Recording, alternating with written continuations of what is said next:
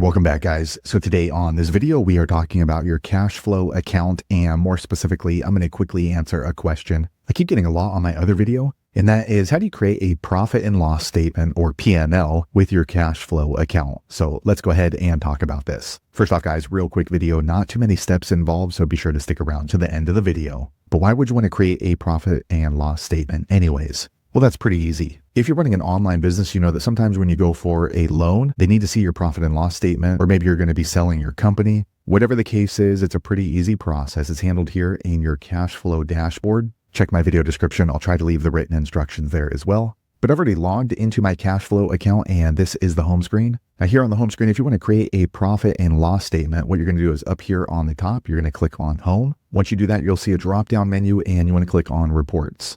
Okay, once you do that, you're going to see these 7 options right here, and make sure you clicked on financial, and next you're going to click here on profit and loss.